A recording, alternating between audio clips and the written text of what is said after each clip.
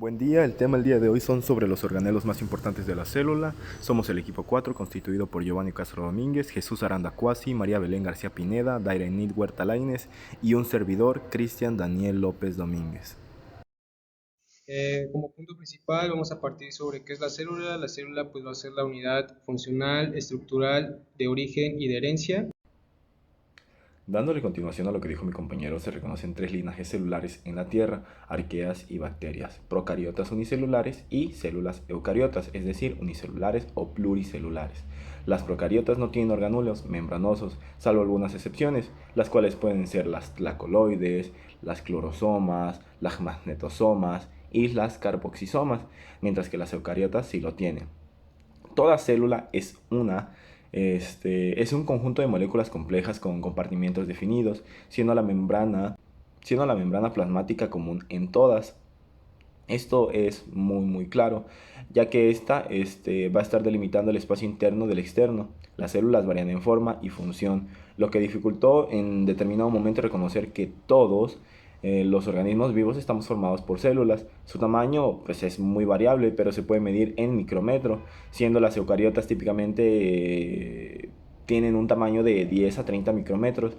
La mayoría de los organismos son unicelulares, especialmente las procariotas, aunque también hay muchas eucariotas unicelulares. Los organismos que no, para nosotros son visibles o son visibles a simple vista suelen ser pluricelulares. Las células pueden tener diversas formas y aunque se suelen representar redondeadas, esa no es la forma más común, pues esta pues tiende a tener otro tipo de formas.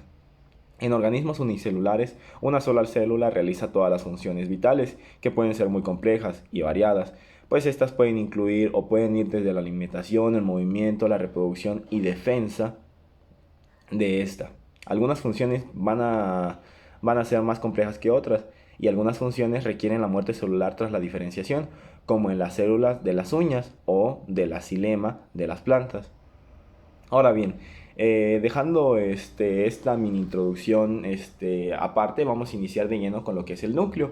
El núcleo es una estructura distintiva de las células eucariotas que alberga ADN y es la maquinaria para transcribir información en ARN. Generalmente hay un núcleo por célula, aunque pueden existir múltiples núcleos en ciertos tipos celulares, como los osteoclastos o fibras musculares esqueléticas. La forma y posición del núcleo puede variar, y esta siempre puede variar, generalmente va a estar rodeado y centrado, pero también puede estar periférico y de formas muy diversas, como los neutrófilos de la sangre.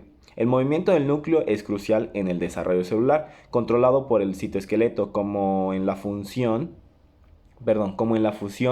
de pronúcleos tras la fecundación. Aunque la cantidad de ADN es constante, eh, es constante en un organismo, el tamaño del núcleo puede variar. El núcleo incluye la envuelta nuclear y el nucleoplasma. La envuelta nuclear, compuesta por membranas internas y externas que separan el nucleoplasma del citoplasma y contienen poros que regulan el intercambio molecular.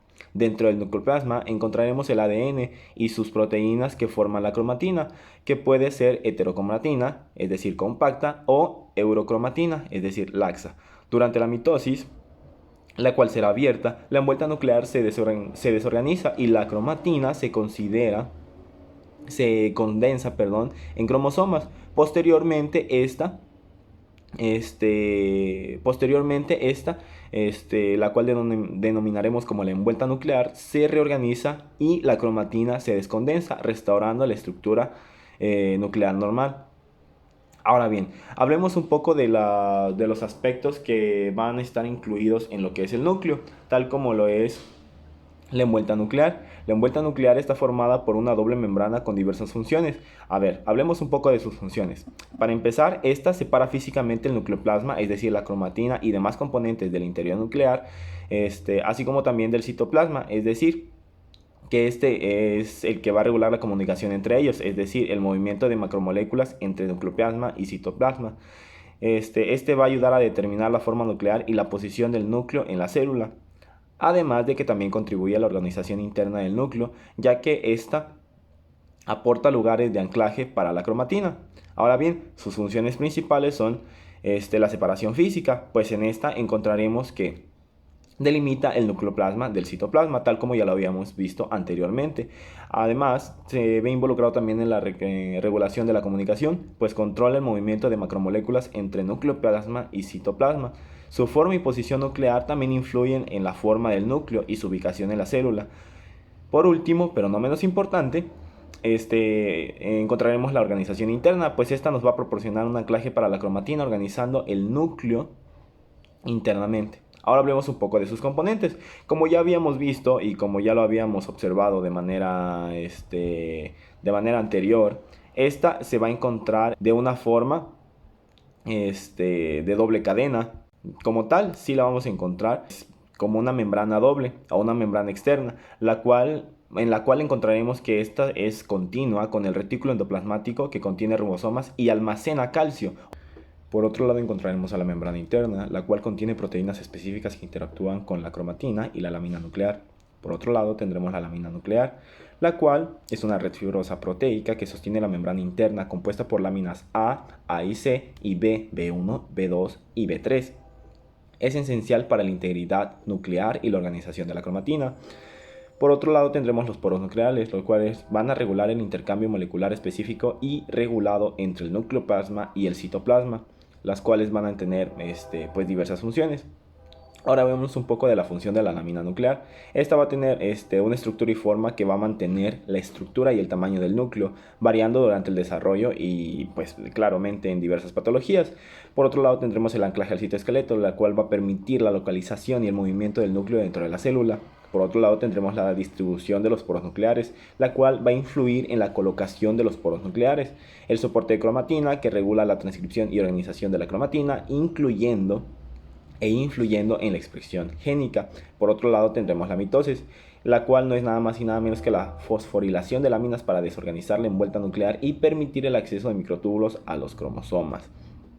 Así también vamos a tener que esta va a tener funciones específicas en la envuelta. Por ejemplo, en el caso nuclear vamos a tener que esta nos va a ayudar a una estabilidad génica, la cual va a proteger al ADN, así como también la regulación de expresión génica, la cual va a controlar el acceso de factores de transportación y de transcripción al núcleo. Por otro lado tendremos la maduración del ARN, la cual asegura que solo el ARN mensajero maduro salga del citoplasma. Por otro lado tenemos la separación y transcripción de la traducción. En esta vamos a añadir una capa de regulación de la síntesis proteica. Por otro lado tenemos la organización de la cromatina, la cual va a influir en la distribución tridimensional de la cromatina y la expresión génica. Ahora hablemos un poco sobre lo que es la mitosis. En cuanto a la mitosis, en este caso vamos a tener una mitosis abierta, la cual nos va a ayudar a que la envuelta nuclear se desorganice durante la profase y se reensamble, pueda ser resamblada en la telofase. Por otro lado tendremos la mitosis cerrada, la cual pues va a utilizar usos mitóticos intranucleares, los cuales van a permitir la división del núcleo sin desorganización. Por otro lado tenemos la posición nuclear, la cual puede ser variable y esta va a depender claramente del tipo de actividad y estado de diferenciación. Es claro que la interacción con el citoesqueleto también va a determinar la interacción con los microtúbulos y filamentos de actina e intermedios, así como también tendremos a las proteínas Cash, las cuales van a conectar el citoesqueleto con la lámina nuclear y esta va a facilitar la posición y el movimiento del núcleo. Ahora hablemos sobre los poros nucleares. Estos tienen una estructura de la envuelta nuclear, es decir, está compuesta por una membrana interna y una membrana externa, como ya lo habíamos visto con anterioridad. Estas están separadas por un espacio intermembranoso y, pues claramente, la lámina nuclear. En ciertos puntos de la membrana se continúan formando aberturas donde se sitúan los poros nucleares, también conocidos como complejos de poro. Estos van a tener una función específica, es decir, los complejos de poro van a actuar como puertas de comunicación entre el nucleoplasma y el citoplasma, tal como lo habíamos visto anteriormente. Van a facilitar el transporte de ARN mensajero al citoplasma y la entrada de factores de transcripción al núcleo, los cuales son cruciales para la expresión génica. Así como también son abundantes en células con alta actividad de transporte entre el núcleo y citoplasma. El componente del complejo del poro generalmente va a estar formado por nucleoporinas, 30 en levaduras, 40 más en metazoos. O sea, esto va a tener o sea, va a ir variando, pero en total pueden ser entre 500 y 1000 en células de mamíferos. También tendremos que van a estar configuradas en forma de octágono con anillos citoplasmáticos, radiales y nucleares. Ahora bien, hablemos un poco sobre el transporte núcleo-citoplasma, pues este se va a ver muy involucrado en pues contiene un pasaje acuoso de entre 80 y 90 nanómetros, expandible durante el transporte activo. Esto va a permitir el paso libre de pequeñas moléculas, es decir, pueden ser mayor a 60, puesto que en este tipo de transporte o el transporte regulado, lo vamos a tener por proteínas de la familia de la carioferinas, es decir, importinas y exportinas, que interactúan con secuencias específicas en las moléculas transportadas y pues estas eventualmente nos ayudarán en el transporte de ARN que se realiza mediante complejos ribonucleoproteicos, los cuales nos van a ayudar en una interacción con la cromatina. Estos van a participar también en la reparación del ADN, así como también en el ciclo celular organizando de la cromatina y la regulación de la transcripción. La heterocromatina periférica también va a interrumpir va a verse interrumpida cerca de los poros nucleares, la cual va a favorecer la expresión de genes inducibles. Ahora, también vamos a hablar un poco sobre la cromatina. Todos estos son aspectos importantes los cuales vamos a ver de manera muy interna en el núcleo, los cuales son componentes los cuales estructuran y ayudan a darle soporte a Por último, pero no menos importante, o de antemano, el antepenúltimo y penúltimo, encontraremos a la cromatina, la cual pues la vamos a contemplar así. Esta nos va a ayudar a hacer ADN e histonas. La cromatina en el nucleoplasma consiste en ADN y proteínas, principalmente histonas. El ADN se compone de nucleótidos, adenina, guanina, timina, citosina, tal como ya lo habíamos visto, son bases nitrogenadas que forman dos cadenas complementarias unidas por puentes de hidrógeno. El ADN se asocia con histonas para organizarse. Las histonas nucleosómicas H2A, H2B, H3, H4 forman nucleosomas en la unidad básica de la cromatina. Ahora bien, estas las vamos a dividir en dos, tal como ya lo habíamos visto o ya habíamos visto la separación con anterioridad. Estas pues se van a dividir en heterocromatina y eurocromatina. ¿Y qué vamos a ver a lo largo de Bueno, en la interfase, el núcleo muestra zonas claras eurocromatinales y oscuras. En el caso de la heterocromatina, la eurocromatina está activa en la transcripción, mientras que la heterocromatina es transcripcionalmente inactiva y se encuentra cerca de la envuelta nuclear o el nucleolo. La heterocromatina puede ser facultativa, es decir, variable entre estados, o constitutiva, es decir, siempre condensada, pues esta también nos va a ayudar en la organización de la cromatina. Ahora bien, en la organización de la cromatina vamos a entender que los cromosomas ocupan territorios específicos en el nucleosoma, es decir, diferenciándose entre compartimentos A, es decir, genes activos, genes activos y replicación temprana, y B, genes inactivos y replicación tardía. Los dominios cromosómicos son unidades estables de la cromatina que interactúan preferentemente dentro de sí. Existen bucles de cromatina que pues van a mantener la proximidad espacial y pues esto eventualmente va a facilitar su organización y su función. Por último, pero no menos importante, hablemos del nucleolo, pues este es también muy importante en el núcleo. Bueno, iniciamos con una descripción general. El núcleo está visible en tinciones generalmente del núcleo. Es una estructura sin membrana donde se sintetiza el ARN ribosómico y se reensamblan y se ensamblan las subunidades ribosómicas. En la interfase, varios nucleolos pueden fusionarse. Las células con alta actividad proteica tienen muchos nucleolos grandes y su ausencia en ciertas fases indica la muerte celular. Ahora bien, en cuanto a la muerte celular, pues nos hace hacer hincapié en el ciclo celular. El nucleolo desaparece durante la profase mitótica. Esto va a permitir la reorganización de la cromatina en cromosomas. No tiene membrana, pero mantiene una estructura definida debido a un mecanismo de separación de fase líquido-líquido. Ahora bien, ¿cuáles son las regiones del nucleolo? Vamos a encontrar varias y vamos a ir punto por punto. Número 1, centro fibrilar. Este va a contener el ADN para la pre-ARN 4,5S y proteínas asociadas. No están presentes en todas las eucariotas. Por otro lado, vamos a tener componente fibrilar denso, el cual va a rodear el centro fibrilar donde se encuentra inicialmente la pre-ARN reguladora 4,5S. Por otro lado, vamos a encontrar al componente granular. Aquí se va a realizar el procesamiento tardío del ARN y el ensamblaje de las subunidades ribosómicas. Esta organización se observa en amniotas, mientras que en otros organismos pueden variar. El ARN ribosómico en algunas especies pues solo es un organizador nucleolar, el cual va a producir el pre-ARN45S. En humanos hay 5 organizadores nucleolares en 5 cromosomas, los cuales son los genes para el pre-ARN45S, los cuales están repetidos varias veces, es decir, 200 copias en humanos y ratones. Estos genes pues generalmente van a producir transcriptos primarios que se cortan en ARN 18S, 28S y 5.8S, mientras que el ARN 5S se origina de otra región nuclear. El ensamblaje de unidades ribosómicas pues también va a verse involucrado. Las proteínas ribosómicas se transcriben en el núcleo, se traducen en el citosol y luego regresan al núcleo para ensamblarse con el ARN y formar sus unidades ribosómicas. Estas subunidades se exportan nuevamente al citosol. El núcleo contiene alrededor de 690 proteínas diferentes, algunas de las cuales no están permanentemente definidas a él, pero claro que sí, estas van a permanecer allí más tiempo debido a su función. Esto sería todo por parte del núcleo, con sus diferentes subtemas. Así que sin nada más, le doy paso a mi siguiente compañero. Y bueno, de ahí vamos a adentrarnos en sus organelos.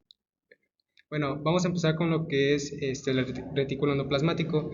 De manera general, el retículo endoplasmático pues va a estar conformado por membranas dispuestas en forma de sacos aplanados y túbulos que están interconectados entre sí, y pues estos van a compartir un mismo espacio. Este retículo pues va a organizar sus membranas en regiones o dominios que pues van a tener la función de realizar tareas diferentes. Por ejemplo, el retículo endoplasmático rugoso de manera general va a estar formado por cisternas aplanadas o a veces también por túbulos más o menos rectos, y su característica principal es que va a tener numerosos ribosomas asociados. De manera general, en cuestión del retículo endoplasmático liso, pues va a carecer de ribosomas a comparación del retículo endoplasmático rugoso, y pues va a tener membranas organizadas formando túbulos muy curvados e irregulares. Ahora sí vamos a empezar con lo que es el retículo endoplasmático rugoso.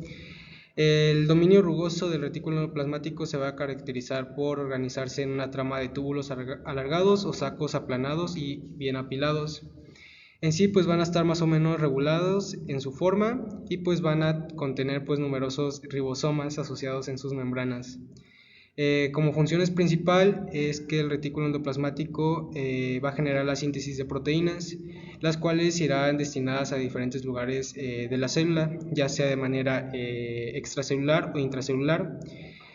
Bueno, en cuestión de otros orgánulos, va a participar en la ruta vesicular como los lisosomas. Va a formar parte integral de las membranas, tanto plasmática como de otros orgánulos de la ruta vesical. Va a tener como función pues la síntesis de proteínas para sí mismos, y estas pues van a ser denominadas proteínas residentes. De ahí vamos a seguir con lo que es el retículo endoplasmático liso. Es un tramado de túbulos membranosos que van a estar interconectados entre sí, y pues estos se van a conectar, por así decirlo, en cisternas, y no van a tener ribosomas. Esa va a ser una característica diferencial entre este retículo endoplasmático liso y el retículo endoplasmático rugoso. Es abundante en aquellas células implicadas en el metabolismo de grasas, en la detoxificación y almacén de calcio. Una función principal de este retículo endoplasmático liso va a ser la síntesis lipídica. En ese caso, sus membranas del retículo endoplasmático pues van a producir la mayoría de los lípidos requeridos para la elaboración de nuevas membranas en lo que es la célula, incluyendo lo que es el llamado glicerofosfolípido y el colesterol. En cuestión del transporte de lípidos entre membranas, se puede llevar a cabo mediante vesículas, proteínas transportadoras, y pues estas se van a dirigir a diferentes lugares que van a tener contacto con lo que son las membranas. Hablando más sobre su vía vesicular, va a estar formado por vesículas y los lípidos sintetizados en el retículo endoplasmático liso se van a repartir en las membranas de otros orgánulos mediante estas vesículas. En sí las vesículas pues van a transportar a estos lípidos.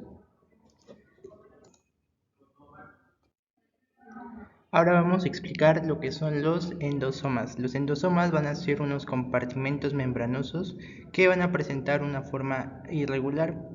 Se van a comportar en la vía de endocitosis de manera similar a como lo hace el Trans-Golgi Network en la vía de exocitosis, es decir, van a ser una estación de llegada, clasificación y reparto de moléculas que se van a comunicar con otros compartimentos dentro de la misma célula. Podemos observar cómo a los endosomas va a llegar el material en las vesículas que provienen de la membrana plasmática vía endocitosis y otras vesículas que van a provenir del TNG del aparato de Golgi.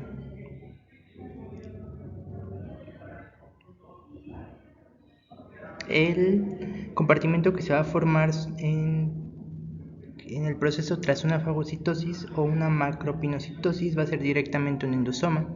Desde los endosomas van a salir vesículas de reciclado hacia la membrana plasmática y hacia el aparato de Golgi, llevando de vuelta sobre todo membrana y receptores transmembrana, mientras que el resto de las moléculas va a seguir su procesamiento hacia los lisosomas.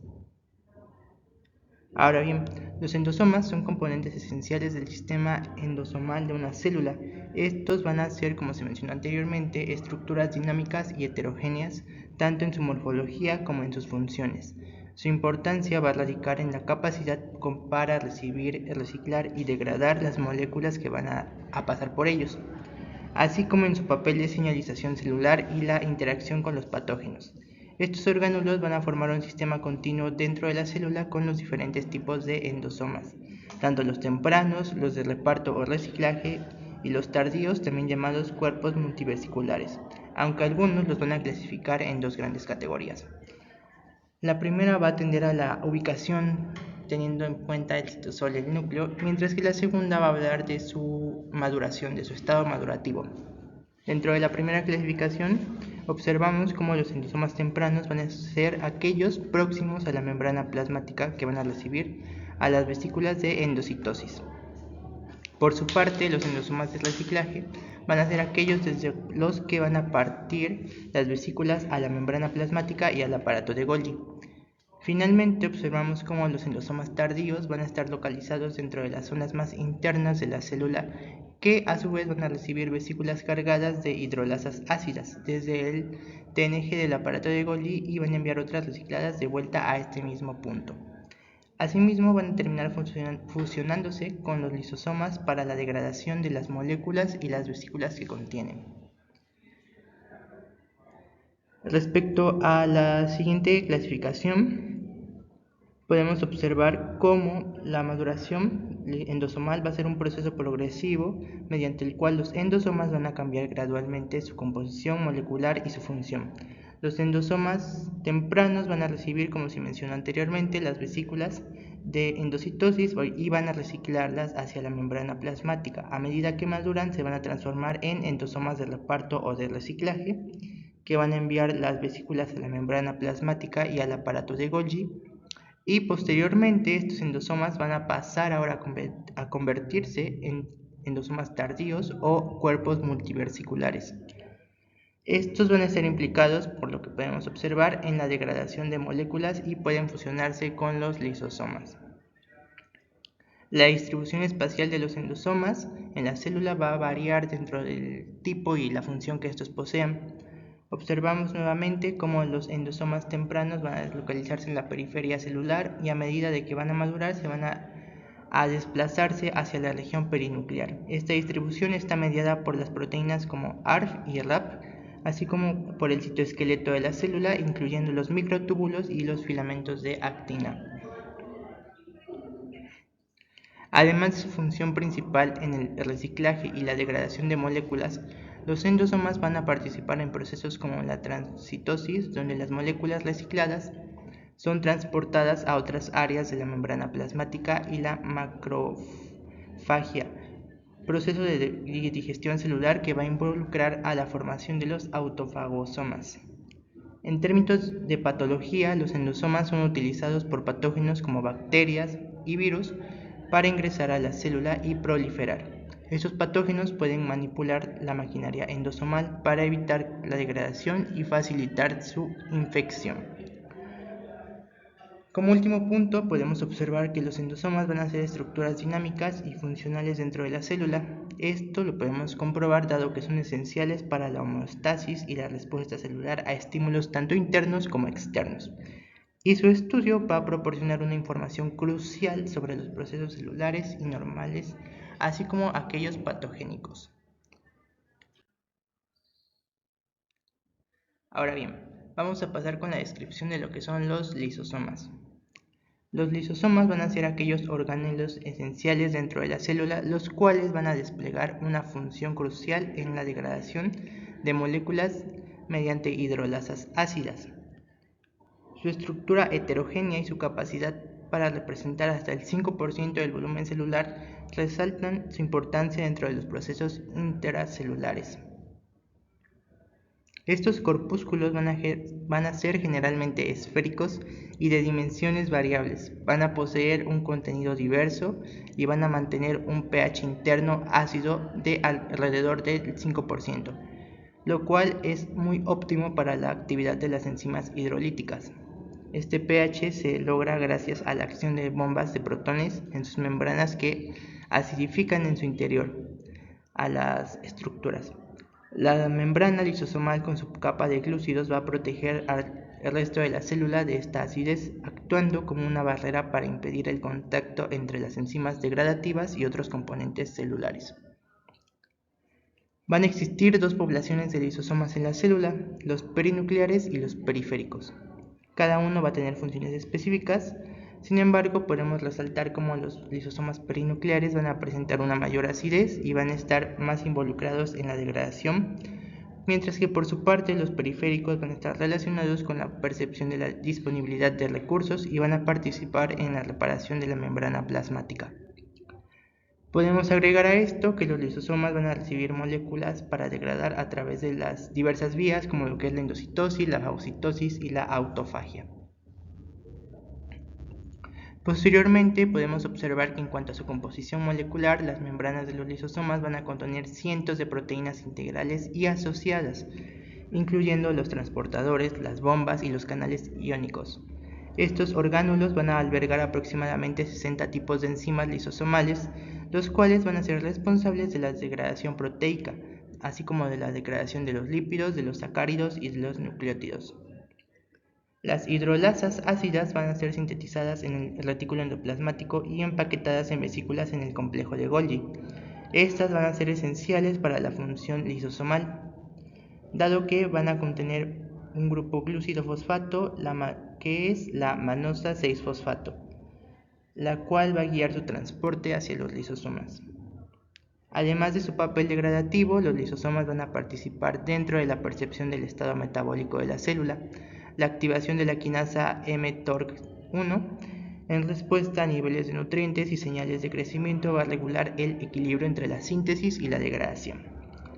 La localización de TORC1 en la membrana lisosomal es crucial para su función. Aquí podemos destacar la importancia de los lisosomas en la regulación del metabolismo celular. Observamos cómo las alteraciones en la función de los lisosomas va a estar asociado con una amplia gama de enfermedades, incluidos los trastornos de almacenamiento lisosomal, las enfermedades neurodegradativas, por citar algunos casos. Por ejemplo, tenemos que la enfermedad de Niemann-Pick tipo C va a estar causada por la acumulación de colesterol en los lisosomas debido a la ausencia de transportadores de colesterol, lo cual va a ilustrar la importancia de estos orgánulos en la homeostasis celular y la salud humana. Como último punto, podemos resumir que los lisosomas van a desempeñar un papel central en la degradación de moléculas, la regulación metabólica y, finalmente, la prevención de enfermedades, en lo cual podemos destacar su importancia fundamental dentro de la biología celular en los organismos humanos.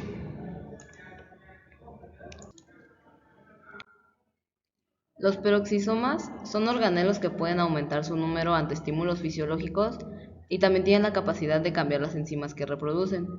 Al encontrarse libres en el citosol, incorporan proteínas que se sintetizan en los ribosomas citosólicos. Las proteínas llegan al interior y a la membrana. En su membrana existen unas proteínas llamadas peroxinas. Estos peroxisomas cuentan con 12 peroxinas. Ellas se encargan de reconocer e incorporar proteínas desde el citosol y tienen importancia en el crecimiento y división de los mismos. Las proteínas citosólicas que van a los peroxisomas es reconocida por las peroxinas que existen en la membrana de estos. Gracias a estas enzimas, las proteínas que son integradas a la membrana de los peroxisomas. La producción de los peroxisomas se puede dar por dos tipos de producción. El primero es por crecimiento y división de los preexistentes. La división comienza cuando sus membranas entran en contacto con el retículo endoplasmático. Este contacto permite el traspaso de lípidos de membrana hacia el peroxisoma y da al incremento de superficie de membrana. A consecuencia del estrangulamiento, el peroxisoma produce dos nuevos que irán madurando conforme las proteínas se incorporan desde el citosol. La conexión retículo-peroxisoma regula la movilidad de los peroxisomas en la célula. El segundo tipo de producción es la generación a partir del retículo endoplasmático y de las mitocondrias. Cuando en la célula se eliminan los peroxisomas, ésta es capaz de generar otros nuevos y funcionales. Aquí las vesículas provenientes del retículo endoplasmático y de las mitocondrias en las células de mamíferos se llaman vesículas preperoxisomales, las cuales se van a fusionar y formar preperoxisomas, que van a madurar conforme se incorporan las moléculas desde el citosol. Estos peroxisomas son distribuidos en el citoplasma por las interacciones con los microtúbulos y los filamentos de actina. Esto ayuda a que cambien de forma y que los peroxisomas hijos se vayan separando. La cantidad de peroxisomas en la célula es controlada por la autofagia celular. Algunas funciones de los peroxisomas es que participan en una variedad de reacciones metabólicas como el metabolismo de lípidos y protege a la célula de peróxidos y moléculas oxidativas malas. También participan en la biosíntesis de plasmalógenos y algunos precursores del colesterol. En algunas levaduras ayudan en la asimilación del alcohol. También la catalasa es una de las enzimas principales de estos peroxisomas, ya que se encarga de eliminar el peróxido de hidrógeno, que es resultado de procesos oxidativos. La otra enzima importante es la uratoxidasa. También pueden interaccionar con otros orgánulos que a través de sus vesículas por las proteínas transportadoras de lípidos y por el contacto membrana-membrana. El flujo se da a través de transportadores, canales y contacto de membrana. Los sustratos para la oxidación de ácidos grasos participan los transportadores ABCD. Existen algunos que transportan ácidos grasos muy largos y otros que transportan acil-coenzima A y precursores de ácidos biliares. En los peroxisomas hay ACVD4 y ACVD5 que son reconocidas por los BAPS del retículo. Ahora, las mitocondrias, este orgánulo está en todas las células eucariotas. Su morfología es cambiante y varía desde largas estructuras ramificadas a pequeños elipsoides. También son capaces de dividirse y de fusionarse entre sí. Su morfología está constituida por una membrana externa, una interna, el espacio intermembranoso, un espacio interno delimitado por una membrana interna que se llama matriz mitocondrial. La membrana mitocondrial externa es permeable y contiene porina que se encarga de formar canales acuosos, convirtiendo a la membrana en una especie de tamiz. La membrana mitocondrial interna es impermeable, que ayuda a que tenga un gradiente de protones estables. Las mitocondrias carecen de colesterol, pero tienen cardiolipina, que hace que aumente su hidrofobicidad, que evita una fluidez excesiva. En la membrana mitocondrial interna existen tres tipos de crestas: discoidales, tubulares y aplanadas. El número y forma de estas es reflejo de la actividad celular. En ellas se encuentran complejos respiratorios funcionales, el ATP sintasa y las proteínas de ensamblaje de los grupos sulfuro y hierro. La matriz mitocondrial contiene el ADN, los ribosomas y enzimas necesarios para los procesos metabólicos. El ADN mitocondrial se encuentra en los nucleoides, que se encuentran asociados a la matriz mitocondrial interna por el complejo proteico MIT-OS. Las mitocondrias suelen localizarse donde existe mayor demanda de energía o de calcio. Su comunicación puede ser por liberación de moléculas, contacto de membrana o por fusión o fisión total. La fusión y la fisión tienen como función compartir los productos sintetizados en distintas partes de la red, paliar defectos locales o compartir el ADN mitocondrial.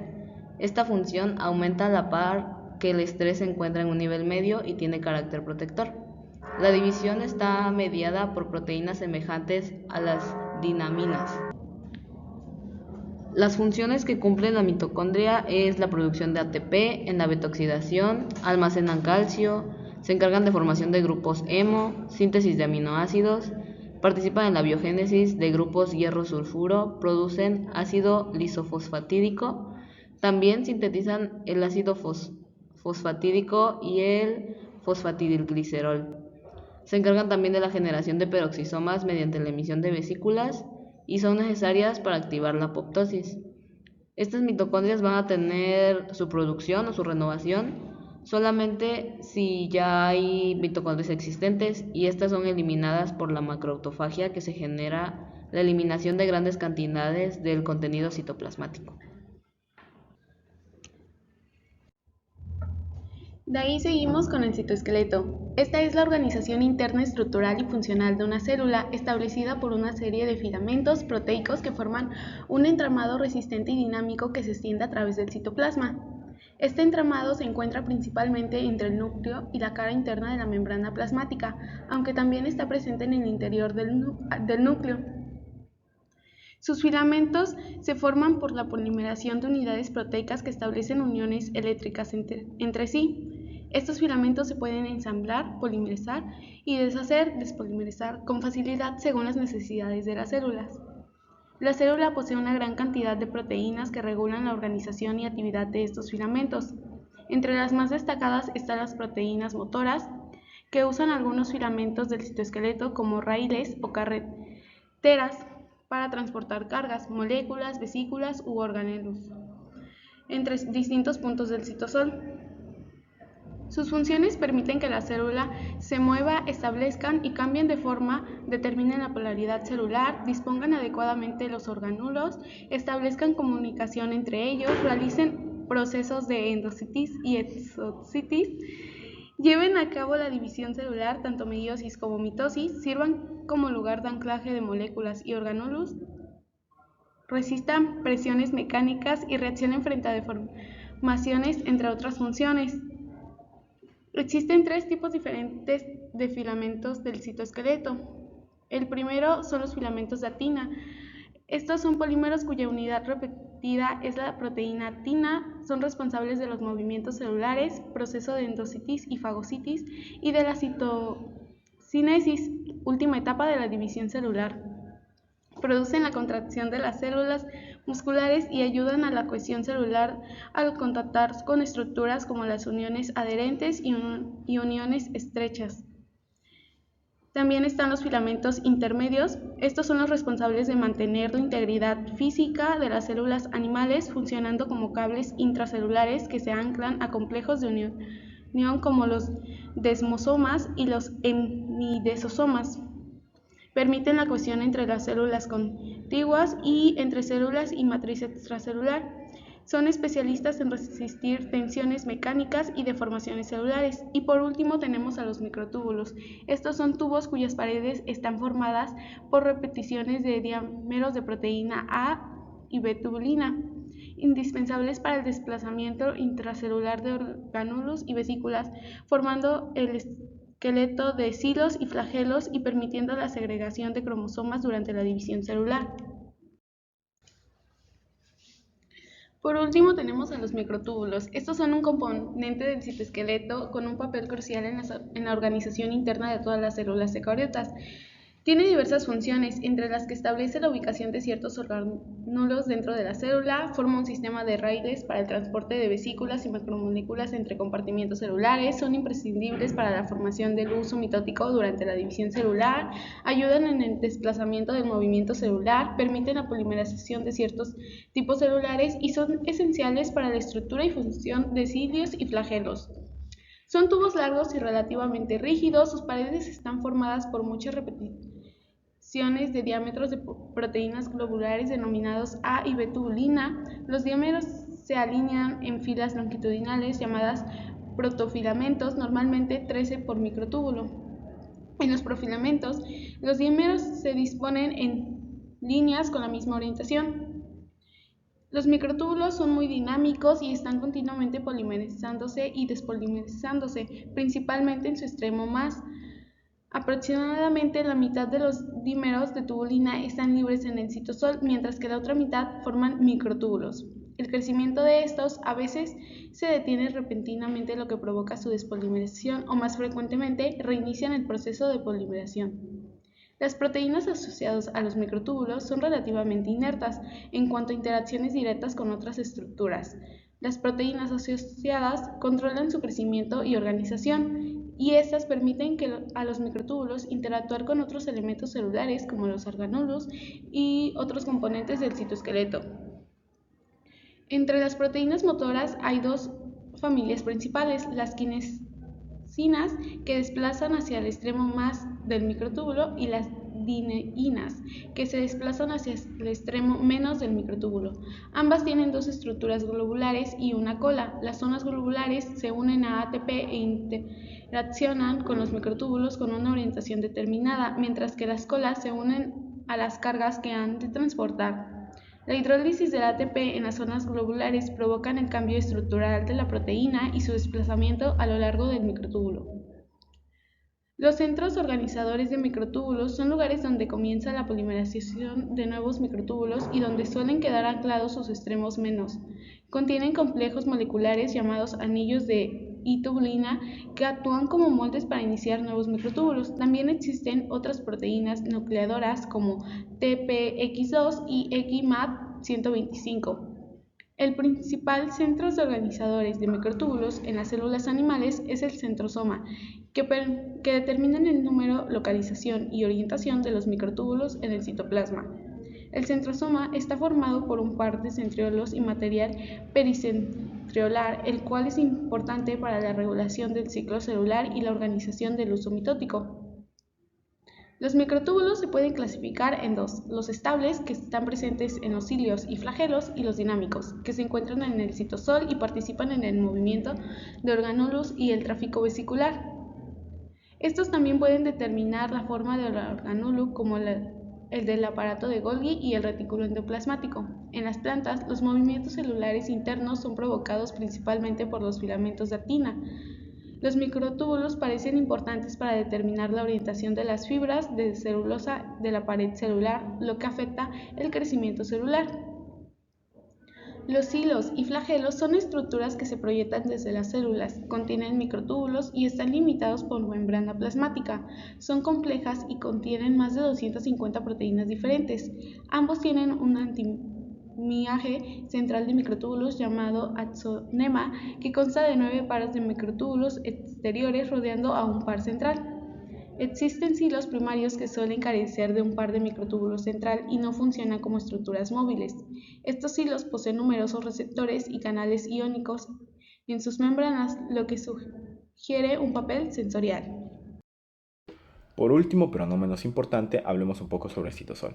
El citosol va a tener una definición y una composición. El citosol es parte del citoplasma, sin orgánulos ni núcleo, una sustancia acuosa y semifluida que rodea los orgánulos y el núcleo. El citosol versus el citoplasma. Encontraremos que el citosol excluye los orgánulos y el núcleo, mientras que el citoplasma incluye todo el contenido celular excepto el núcleo. Ahora bien, hablemos un poco de su volumen celular. En células animales el citosol puede representar más de la mitad del volumen celular. Esto es bastante increíble. Pero también en células vegetales maduras, las vacuolas ocupan la mayor parte del volumen celular. Ahora bien, su composición y propiedades. Principalmente está compuesto por agua, con muchas moléculas e iones disueltos que pueden aumentar su viscosidad. Contiene el citoesqueleto, una estructura de filamentos proteicos que actúan como esqueleto y músculos de la célula, siendo altamente versátiles y plásticos. Ahora bien, esta va a tener una comunicación intercelular, pues también forma parte de ella. En células animales, el citosol es exclusivo de cada célula y generalmente no se comparte con células vecinas. Ahora bien, vamos a tener que también hay uniones en hendidura, los cuales son canales proteicos en membranas plasmáticas que permiten la comunicación directa de moléculas e iones de bajo peso molecular entre células vecinas. Ahora bien, en las plantas, el citosol de células vecinas se comunica frecuentemente a través de los plasmodesmos, túneles en la pared celular que conectan las membranas plasmáticas de células vecinas, permitiendo así la continuidad entre ellas. Ahora bien, es claro que, pues, como ya lo mencionamos con anterioridad, esta va a tener igual determinados parámetros y ciertos aspectos y componentes los cuales van a estar inmersas en ella. Ahora bien, hablemos un poco del citoesqueleto, ¿va? El citoesqueleto, vamos igual a abordarlo de la misma manera. Va a tener una organización y estructura. El citoesqueleto es más que nada un entramado de filamentos proteicos que proporciona estructura y funcionalidad al interior de la célula eucariota, extendiéndose por el citoplasma entre el núcleo y la membrana celular y también dentro del núcleo. Aunque el término citoesqueleto sugiere una estructura estática, en realidad es dinámico, o sea, como ya lo habíamos visto con anterioridad, versátil, permitiendo a las células adaptarse a diferentes necesidades. Ahora bien, su formación y dinámica, ¿cómo es que funciona? Pues bueno, vamos a dividirlo por puntos. Para empezar, polimerización y despolimerización. Los filamentos se forman mediante la polimerización de subunidades proteicas sin uniones covalentes, es decir, permiten un fácil ensamblaje y desensamblaje. Ahora bien, su polarización. Algunos filamentos son polarizados con unidades orientadas en una dirección específica, creando extremos diferenciados. Ahora bien, su regulación. La organización y actividad de los filamentos están reguladas por diversas proteínas que permiten la manipulación del citoesqueleto. Pero ¿cuáles son las funciones del citoesqueleto? Número 1, el movimiento celular, pues va a facilitar la movilidad de las células. Número 2, la forma celular, pues establece y modifica la forma de la célula, pues ya lo hablábamos con anterioridad, no es rígido y al tener movilidad, pues claramente va a ayudar a determinar el tamaño final de la célula. Así como también polaridad celular, determina la polaridad en ciertas células. La organización de orgánulos, pues está en contacto con ellos, he de aclararlo y hemos de decirlo, y ya lo hemos dicho con anterioridad. Va a disponer y comunicar a los orgánulos adecuadamente. Ahora bien, también lo vamos a ver envuelto en procesos en procesos de endocitosis y exocitosis, pues también participa en la internalización y expulsión de materiales celulares. Ahora bien, también se encuentra inmiscuido en la división celular, pues interviene en la meiosis y en la mitosis. Ahora bien, también lo vamos a encontrar en el soporte y la resistencia, pues ancla moléculas y orgánulos, resiste presiones mecánicas y reacciona frente a deformaciones. Ahora bien, ¿cuáles son los tipos de filamentos? En estos vamos a encontrar los filamentos de actina, los microfilamentos, es decir, compuestos por polímeros de proteína de actina, responsables de movimientos celulares, endocitosis, fagocitosis y citocinesis. Además, van a producir contracciones musculares y contribuyen a la cohesión celular mediante uniones adherentes y estrechas, llamados microfilamentos debido a su menor diámetro comparado con componentes del citoesqueleto. Ahora bien, pasándonos a otro subtema y hablando de otro aspecto muy importante, como ya lo veníamos mencionando, ya mencionamos sus tipos, pero ahora vamos a hablar un poco de filamentos de actina.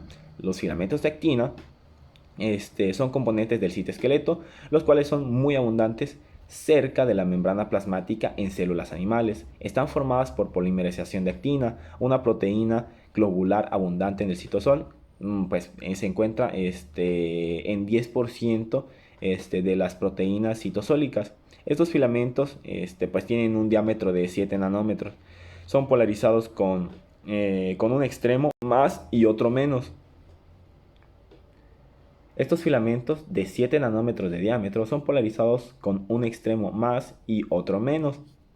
La polimerización y despolimerización se regula mediante proteínas nucleadoras como el APR2,3 y forminas. Ahora bien, su organización pues es bastante flexible. En la creación y destrucción de filamentos de actina pues se debe a que las proteínas accesorias que afectan la polimerización modifican y organizan tridimensionalmente a esta, provocan la rotura y remodelación de filamentos e interactúan con otras proteínas, así como también ya lo habíamos visto, anclan los filamentos a otras estructuras celulares. Ahora bien, ¿cuál es otro aspecto involucrado en esta? Pues vamos a encontrar las miosinas. Las miosinas son proteínas motoras asociadas con los filamentos de actina, los cuales generan fuerzas de tracción utilizando ATP, permitiendo el movimiento de estructuras celulares a lo largo de los filamentos o el desplazamiento de los propios filamentos. Funciones celulares. Ahora bien, vamos a ver un poco sobre sus funciones. Esta va a ayudar a la forma celular o la capa de filamentos de actina bajo la membrana plasmática permite resistir y generar fuerzas mecánicas y definir forma celular en células animales. También nos va a ayudar en el movimiento celular. Las células se van a desplazar extendiendo porciones citoplasmáticas hacia la dirección del movimiento, adhiriéndose al sustrato y arrastrando al resto de la célula mediante tracción.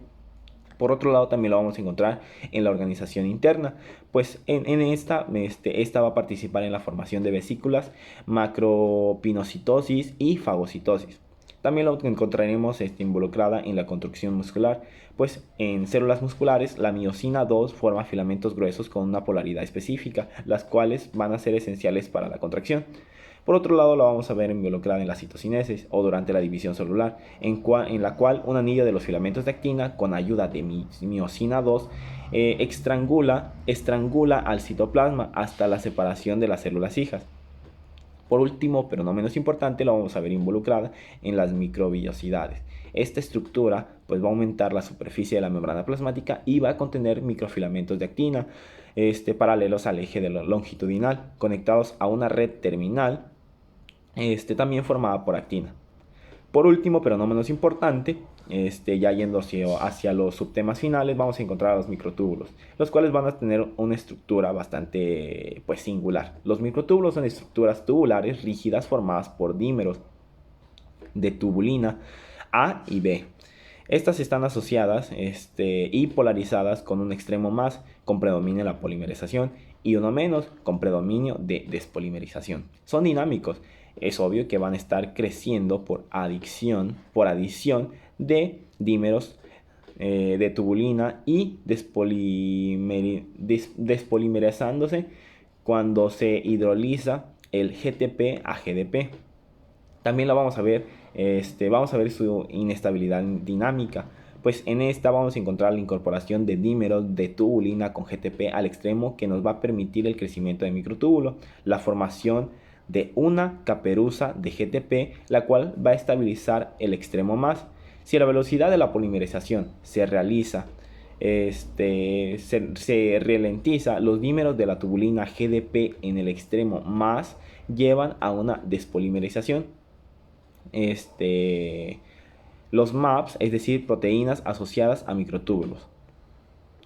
Ahora bien, también regulan la polimerización y despolimerización y organización espacial de los microtúbulos. Interactúan principalmente con el extremo más y facilitan la interacción con otros elementos celulares. Pues bueno, como ya lo habíamos visto, con otros elementos celulares. Ahora bien, en vamos a encontrar el MTOCS, es decir, centros organizadores de microtúbulos. Ahora bien, también vamos a contener anillos de y tubulina para iniciar nuevos microtúbulos. El centrosoma es el principal mTOC en células animales, controlando el número, localización y orientación de los microtúbulos. Ahora bien, hablemos un poco de sus funciones, pues esto ya es la parte final. Estas van a participar en la organización espacial de organulos, el tráfico vesicular, la división celular y el desplazamiento celular, así como también en el movimiento de cromosomas durante la división celular. Los organulos son desplazados a lo largo de los microtúbulos por proteínas motoras, kinesinas hacia el extremo más y dineínas hacia el menos. Estos también van a ayudar a formar estructuras como cilios y flagelos. Los cilios más cortos, numerosos, van a mover el líquido en una dirección paralela a la superficie celular, y los flagelos más largos, menos numerosos, mueven el líquido en una dirección perpendicular a la superficie celular. Ahora bien, el último tema que vamos a ver son los filamentos intermedios. Los filamentos intermedios son componentes esenciales en el citoesqueleto, principalmente en células animales, donde proporcionan resistencia mecánica a Diferencia de las células vegetales que dependen de sus paredes celulares, para este propósito los filamentos intermedios no están presentes en todas las células animales. Su diámetro es intermedio, de 8 a 15 nanómetros, los distingue de los filamentos de actina y los microtúbulos. Molecularmente están compuestos por sus unidades que polimerizan formando tetrámeros que se enrollan en una estructura laminada, constituyendo filamentos de 8 a 10 nanómetros de diámetro. Estos tetrámeros están compuestos por cabezas y colas globulares con un dominio central alrededor de 310 a 350 aminoácidos, permitiendo la interacción espontánea entre subunidades sin requerir ATP o GTP. Funcionalmente, los filamentos intermedios son flexibles y resistentes, capaces de estirarse hasta un 250 hasta un 350% de su longitud original bajo tensión.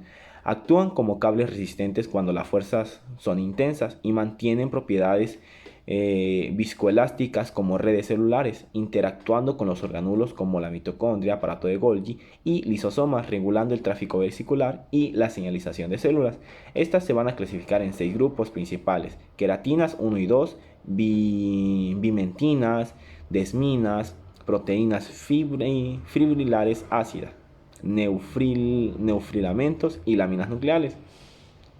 Más de 80 enfermedades humanas están asociadas con mutaciones en filamentos intermedios, pues son de vital importancia, con la epidemiolosis bulosa simple debido a las mutaciones en queratinas. En resumen, los filamentos intermedios desempeñan un papel crucial en la integridad estructural celular, la resistencia mecánica y la regulación de procesos celulares, con implicaciones significativas en diversas enfermedades humanas. Sin nada más que añadir, esto sería todo y pues me gustaría dar la despedida y agradecer por la atención prestada. Muchísimas gracias.